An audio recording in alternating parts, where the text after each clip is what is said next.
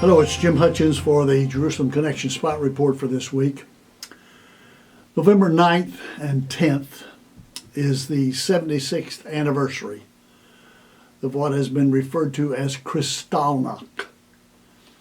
Kristallnacht was a pogrom, which was a series of coordinated deadly attacks against Jews throughout Nazi Germany and Austria in 1938. November 9th and 10th, 1938. The German authorities looked on without intervening. The name Kristallnacht comes from the shards of broken glass that littered the streets after Jewish-owned stores and buildings and synagogues had their windows smashed. Estimates of the number of fatalities caused by the pogrom have varied. Early reporting estimated that 91 Jewish people were murdered during the attacks. Modern analysis of German scholarly sources by historians put the number much higher. When deaths from the post-arrest maltreatment and subsequent suicides are included, the death toll climbs into the hundreds. Kristallnacht. Additional 30,000 were arrested and incarcerated in Nazi concentration camps. Jewish homes, hospitals, and schools were ransacked as the attackers demolished the buildings with sledgehammers. Over a thousand synagogues were burned, 95 in Vienna alone. Over 7,000 Jewish businesses destroyed or damaged. Kristallnacht was followed by an additional economic and political persecution of Jews. It is viewed by historians as part of the Nazi Germany's broader racial policy, the beginning of the final solution, and the Holocaust, where 6 million died in the extermination camps. Just 6 weeks before Kristallnacht, as British Prime Minister Neville Chamberlain triumphantly proclaimed peace in our time, following an ill-fated Munich deal signed with Hitler, the horrors of Kristallnacht shattered any such peace illusions. At the White House press conference, President Roosevelt expressed shock at the news of the pogrom.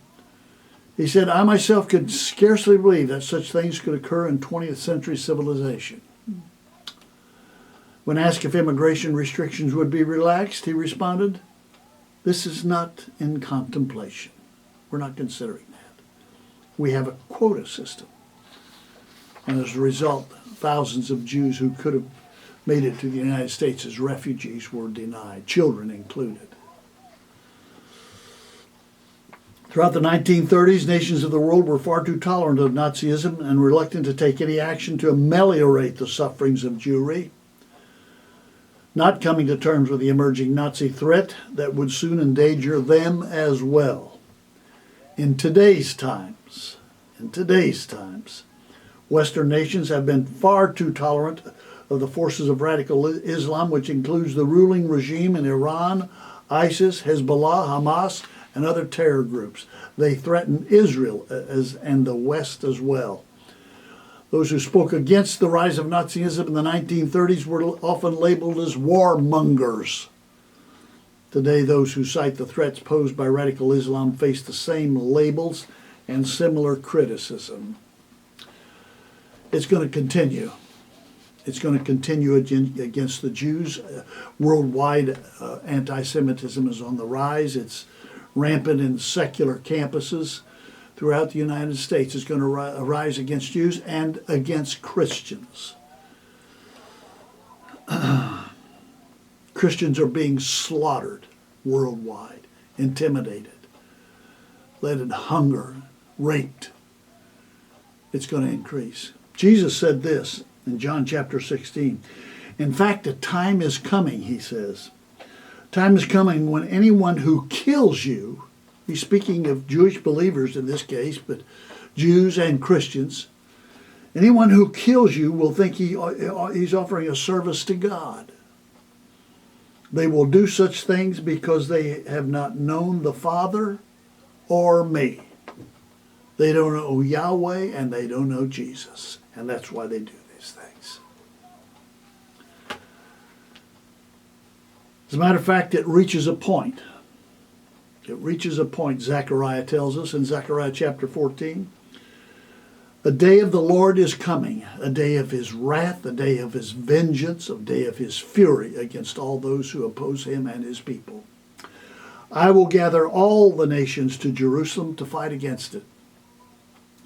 The city will be captured, the houses ransacked, the women raped.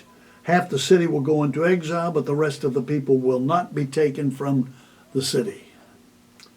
Then Yahweh will go out and fight against those nations as he fights in the day of battle. On that day his feet will stand on the Mount of Olives east of Jerusalem. Then Yahweh, my God, will come, and all his holy ones with him. The days ahead will be devastating for believers, for Jews, for Christians. But God has the last word. And there will be a shout of acclamation from his followers as he intervenes with a victorious intervention for eternity. That's the good news. Till next week, Od Ki Yavo Shiloh, or until Messiah comes, Yivarecha Yahweh.